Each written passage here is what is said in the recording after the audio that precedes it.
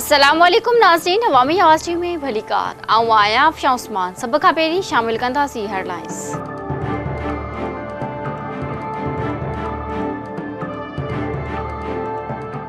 गर्मी की शिदत में इजाफे खां पोइ कराची इलेक्ट्रिक की ट्रांसमिशन लाइन में खराबी अचण शुरू थी वई। हब जे गढ़ स्टेशन में खराबी सबब शहर के अक्सर इलाक़नि में बिजली की फराहमी मुअत्तल, आवाम सख्त अज़ाब में पइजी वियो। पीपल्स पार्टी सिंध के सदर और सीनियर सूबाई वज़ीर निसार खोड़े चयो त सिंध में 20 कलाक लोड शेडिंग करे अवाम के ऊंध में धिक्यो पियो वञे। नवाज शरीफ सिंध के अवाम सां ज़्यादतियूं करे बदलो वठी रहियो आहे। वफ़ाक़ जी साज़िशुनि जो ॼमी मुक़ाबिलो करे नाकाम लीग खां निजात हासिल कई वेंदी। बरतानिया में PIA के जहाज वाले मामले में नओं मोड़ अची वियो। बरतानवी home and national crime agency पारां तलाशी दौरान हीरोइन हथ करण जी दावा। PIA तर्जुमान जो चवणु आहे त जहाज गुज़िरियल ॾींहुं ई वापसि अची वियो हो। ख़बरूं बेबुनियाद आहिनि। गोड़की बरसात सरहद वटि तेज़ रफ़्तार ट्रालर ड्राइवर के ज़ाब्ते मां निकिरी रिक्शे सां टकराइजी वियो। हिक कुटुंब जा 5 भाती अजल जो शिकार थी विया। सिंध तरक्की पसंद पार्टी के मरकज़ी अगवान जाम अब्दुल फताह समेती चयो आहे त सिंध हुकूमत की रिकॉर्ड तोड़ करप्शन सबब आवाम बुखो काटण ते मजबूर आहे। ईंदड़ चूंडनि में पीपल्स पार्टी अगवान साम्हूं उम्मीदवार बिहारे खेनि शिकस्त ॾिनी वेंदी।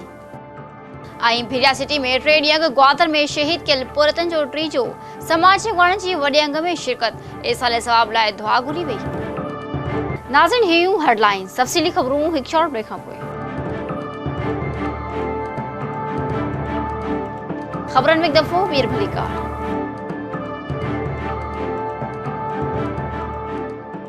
बुलेटिन शुरुआत कंदासीं न वॾी ख़बर सां त गर्मी की शिदत में इज़ाफे खां पोइ कराची इलेक्ट्रिक की ट्रांसमिशन लाइन में खराबी अचण शुरू थी वई।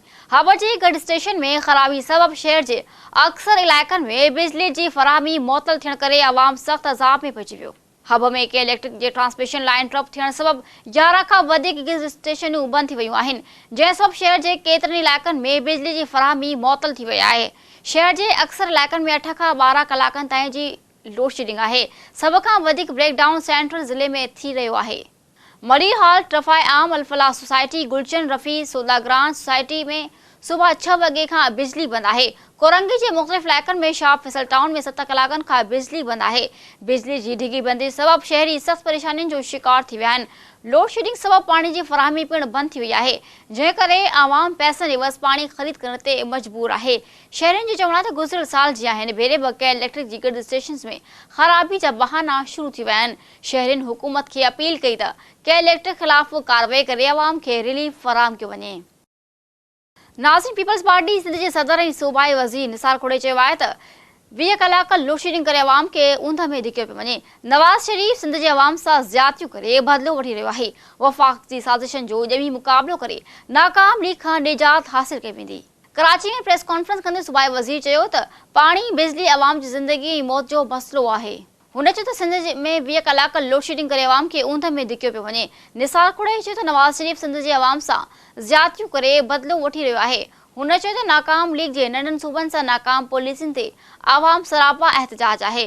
निसार खोड़े चयो त हू वफ़ाक़ सां सिंध ख़िलाफ़ साज़िश जो ॼमी मुक़ाबिलो कंदा।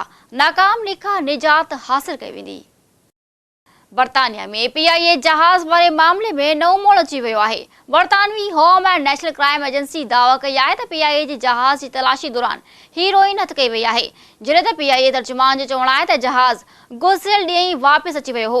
ख़बरूं बेबुनियाद आहिनि। गुज़िरियल ॾींहुं लंदन के हैथरो एयरपोर्ट ते PIA जे जहाज PK 758 के रोके मुकम्मल तलाशी वरिती वई, जॾहिं त अमले खे पिण 2 कलाकनि ताईं यरगमाल बणायो वियो।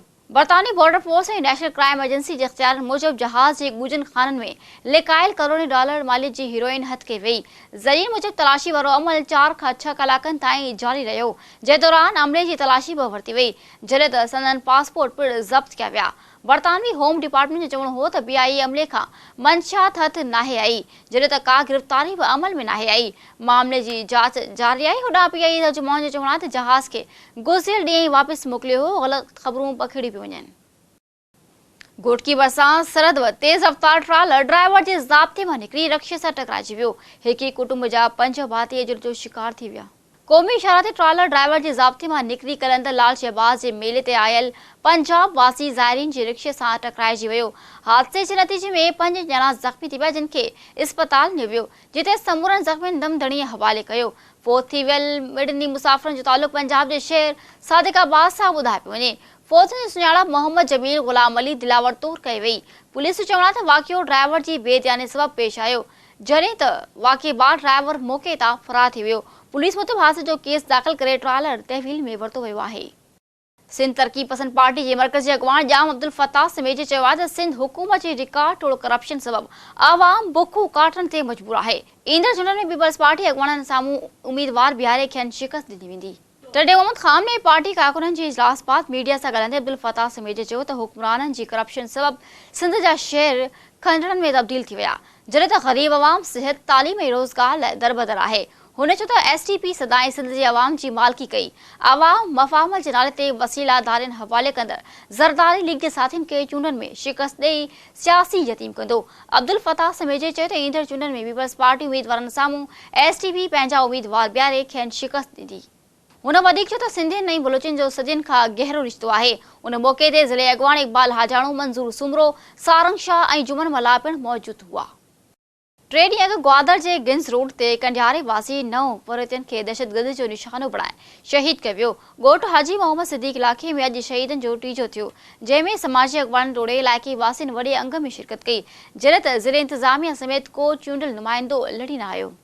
लाखा अपराधी जे चङनि मुड़ुसनि जो चवणु हो त संदनि इलाइक़े में पाणी जी खोट सबब ज़रई ज़मीनूं ख़ुश्क थियण करे नौजवान रोज़गार ख़ातिर ग्वादर विया, जिते खेनि पोरियो करण जी सज़ा ॾिनी वई। संदन चयो त हथियारबंदनि हथां क़तल थियल ॻोठाणनि जा मासूम बचा वालिदेन जी शफ़क़त खां महरूम थी विया आहिनि।